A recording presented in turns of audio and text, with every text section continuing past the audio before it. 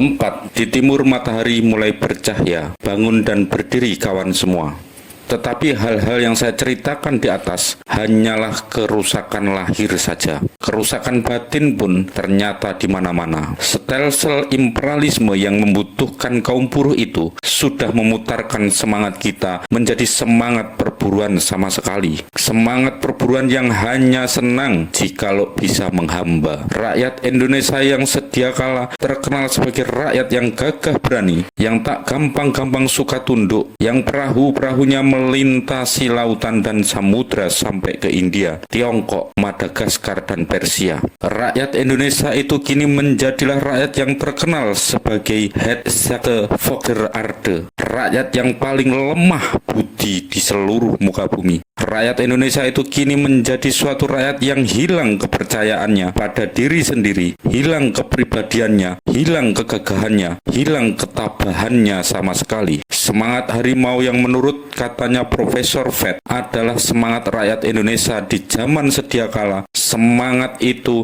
sudah menjadi semangat kambing yang lunak dan pengecut. Dan itu pun belum bencana batin yang paling besar. Bencana batin yang paling besar ialah bahwa rakyat Indonesia itu percaya bahwa ia memang adalah rakyat kambing yang selamanya harus dipimpin dan dituntun. Sebagai juga tiap-tiap stelsel imperialisme di mana-mana, maka stelsel imperialisme yang ada di Indonesia pun selamanya menggembar-gemborkan ke dalam telinga kita bahwa maksudnya bukanlah maksud mencari rezeki, tetapi ialah maksud suci mendidik kita dari kebodohan ke arah kemajuan dan kecerdasan. Sebagai juga tiap-tiap stelsel imperialisme, ia tak jemu-jemu meneriakkan ia punya mission secret di atas panji-panjinya. Imperialisme selamanya adalah tertulis semboyan-semboyan dan anasir-anasir, besclaving dan orde and ras, kesopanan dan keamanan umum. Kesopanan dan keamanan umum, tidakkah kita ini katanya rakyat yang masih bodoh dan biadab, yang perlu mendapatkan guru dan perlu mendapat bapak? Amboi, seolah-olah benar kita pada saat datangnya imperialisme masih bodoh, seolah-olah benar kita zaman dulu rakyat biadab, seolah-olah rakyat kita tidak pernah mempunyai kultur yang membuat tercengangnya dunia. Jikalau benar stelsel imperialisme tidak buat mencari rezeki, tidak buat urusan fulus, tidak buat memenuhi nafsu perbendaan, jikalau benar stelsel imperialisme dahaga sekali akan kerja menyopankan, apakah sebabnya stelsel imperialisme datang lebih dahulu pada rakyat-rakyat yang justru berketinggian kultur, seperti Indonesia, seperti India, seperti Mesir, dan tidak pergi saja ke negeri bangsa Eksimo yang ada di kutub utara? Tidak, memang tidak. Itu misi suci, hanyalah omong kosong belaka. Itu misi suci hanyalah buat menjaga kedudukannya imperialisme saja. Sebab tidak ada satu imperialisme di muka bumi yang bisa terus-menerus mengambil rezeki suatu rakyat, sehingga rakyat itu tahu dan insaf bahwa rezekinya diambil dan diangkuti. Tidak ada satu imperialisme yang tahan lama. Bila mana rakyat yang insaf, bila mana rakyat yang insaf bahwa badannya adalah sebagai pohon yang dihinggapi kemandekan yang hidup daripada ia punya sajat hidup. Maka oleh karena itulah rakyat lantas tak henti-henti diinjeksi bahwa imperialisme datangnya ialah buah memenuhi suatu misi yang suci. Mendidik rakyat itu dari kebodohan ke arah kecerdasan, mendidik rakyat itu dari kemunduran ke arah kemajuan, dan rakyat lantas percaya akan misi suci itu. Imperialisme tidak lagi dipandang olehnya sebagai musuh yang harus dienyahkan selekas-lekasnya, tidak sebagai kemandekan yang menghinggapi tubuhnya. Imperialisme lantas dipandang olehnya sebagai sahabat yang harus diminta terima kasih. Jawaharlal Nehru, itu pemimpin Hindustan yang kenamaan, pernah berkata, kebesaran negeri dan rakyat kita adalah sudah begitu dalam terbenamnya oleh kabut kepurbakalaan, dan kebesarannya imperialisme adalah begitu sering kita lihat sehari-hari.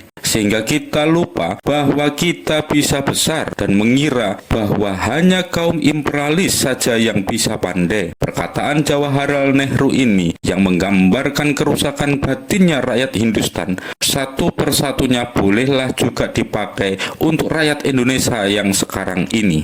Juga kita lupa bahwa kita bisa menjadi besar. Juga kita lupa bahwa kemunduran kita ialah karena kita terlalu lama sekali kena pengaruh imperialisme. Juga kita lupa bahwa kemunduran kita itu bukan suatu kemunduran yang memang karena natur, tetapi ialah suatu kemunduran yang karena imperialisme, suatu kemunduran bikinan, suatu kemunduran cekokan, suatu kemunduran injeksian yang berabad-abad. Juga kita mengira bahwa hanya kaum imperialisme saja yang bisa pandai, bahwa hanya mereka saja yang bisa berilmu, bisa membuat jalan, bisa membuat kapal, bisa membuat listrik, bisa membuat kereta api dan auto, dan bioskop, dan kapal udara dan radio. Dan tidak pernah satu kejap mata kita bertanya di dalam batin, apakah kita kini juga tidak bisa mengadakan semua hal ini?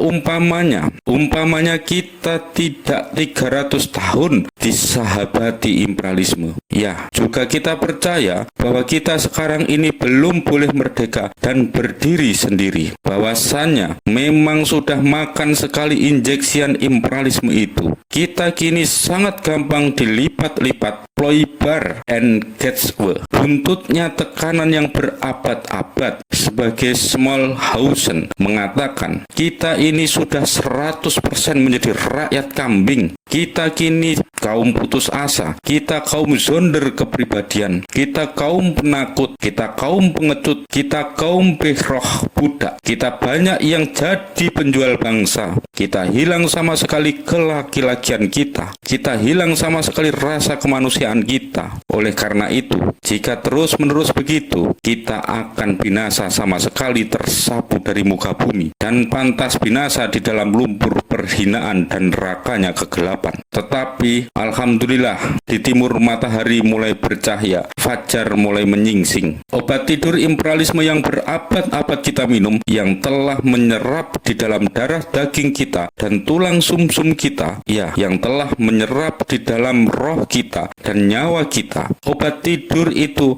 perlahan-lahan mulai kurang dayanya. Semangat perlawanan yang telah ditidurkan nyenyak sama sekali, kini mulai sadar dan berbangkit. Semangat perbudakan mulai rontok dan timbul bersemi semangat baru yang makin lama makin besar dan bersirung. Bukan semangat yang mengeluh karena tahu akan kerusakan nasib lahir dan nasib batin, tetapi semangat yang membangkitkan pengetahuan itu menjadi kemauan berjuang dan kegiatan berjuang. Bukan semangat yang menangis, tetapi semangat yang terus menitis menjadi will, menjadi deeds. Memang bukan waktunya lagi kita mengeluh, bukan waktunya lagi kita menggaduh. Walaupun kerusakan nasib kita itu seakan-akan memecahkan kita punya nyawa, kita tak dapat terlepas dari keadaan sekarang ini dengan mengeluh dan menangis. Kita hanyalah bisa keluar daripadanya dengan bercancut tali wondo, dengan berjuang dan sekali lagi berjuang. Kita harus berjuang habis-habisan tenaga, berjuang walaupun nafas hampir pecat dari kita punya dada. Kita harus meniru ajaran itu orang Hindu yang berkata, kita sekarang tidak boleh berkesempatan lagi untuk menangis. Kita sudah kenyang menangis. Bagi kita sekarang ini bukan saatnya buat lembek-lembek hati. Berabad-abad kita sudah lembek sehingga menjadi seperti kapuk dan agar-agar. Yang dibutuhkan oleh tanah air kita kini ialah otot-otot yang kerasnya sebagai baja, urat-urat saraf yang kuatnya sebagai besi, kemauan yang kerasnya sebagai batu hitam yang tiada barang sesuatu bisa menahannya, dan yang jika perlu berani terjun di dalam samudra. Alhamdulillah, kini fajar mulai menyingsing. Pergerakan memang pasti lahir, pasti hidup, pasti kelak membanjir. Walaupun obat tidur yang bagaimana juga manjurnya, atau walaupun terang-terangan dirintangi oleh musuh dengan rintangan yang bagaimanapun juga, selama nasib kita masih nasib yang sengsara. Pergerakan memang bukan tergantung dari adanya seseorang pemimpin, bukan bikinan seseorang pemimpin. Pergerakan adalah bikinannya nasib kita yang sengsara. Ia pada hakikatnya adalah usaha masyarakat sakit yang mengobati diri sendiri. Ia ada kalau kesakitan masih ada. Ia hilang kalau kesakitan sudah hilang. Ia, sebagai dikatakan oleh seorang pemimpin Jerman, dalam dunia yang tak adil ini selalu mengikuti musuhnya sebagai bayangan, yang akhirnya meliputi musuhnya itu sehingga mati. Tiap-tiap makhluk, tiap-tiap umat, tiap-tiap bangsa tidak boleh tidak, pasti akhirnya berbangkit, pasti akhirnya bangun, pasti akhirnya menggerakkan tenaganya. Jikalau ia sudah terlalu-lalu sekali merasakan celakanya diri yang teraniaya oleh sesuatu daya yang angkara murka. Begitulah saya pernah menulis, jangan lagi manusia, jangan lagi bangsa, walaupun cacing pun tentu bergerak berkeluget-keluget kalau merasakan sakit. Memang pergerakan lahir karena pada hakikatnya dilahirkan oleh tenaga-tenaga pergaulan hidup sendiri. Pemimpin pun bergerak karena hakikatnya tenaga-tenaga pergaulan hidup itu membikin ia bergerak. Pemimpin pun bergerak karena hakikatnya tenaga-tenaga pergaulan hidup itu membikin ia bergerak. Bukan fajar menyingsing karena ayam jantan berkokok, tapi ayam jantan berkokok karena fajar menyingsing. Tetapi bergerak dan bergerak adalah dua. Benar, pergerakan itu pada hakikatnya bikinan nasib kita, bikinan masyarakat kita, bikinan natur. Tetapi natur sendiri sering-sering terlalu lambat berjalannya. Oleh karena kejadian-kejadian atau proses-proses di dalam natur itu sering-sering adalah kejadian insting yang unbewusst, yakni kejadian yang tidak insaf, maka pergerakan kita pun akan terlampau lambat jalannya. Pergerakan kita pun akan sebagai orang yang pada malam gelap gulita sonder obor berjalan di atas jalan kecil yang banyak batu dan banyak tikungan. Pergerakan kita pun akan pergerakan insting saja, jikalau pergerakan kita itu hanya unbewusst alias tidak insaf, yakni suatu pergerakan yang bergerak karena sengsara, tetapi tidak insaf dengan tajam akan apa yang dituju dan bagaimana harus menuju. Baru jikalau kita berjalan membawa obor, mengetahui persis apa yang kita tuju, mengetahui persis di mana letaknya jalan yang kencang, mengetahui persis segala apa yang akan kita jumpai. Baru jikalau kita tidak seolah-olah lagi di dalam malam yang gelap gulita, tetapi seolah-olah di dalam siang hari yang terang benderang. Baru jikalau sudah demikian itu kita bisa mencapai apa yang kita maksud dengan sekencang-kencangnya, selekas-lekasnya, sehasil-hasilnya.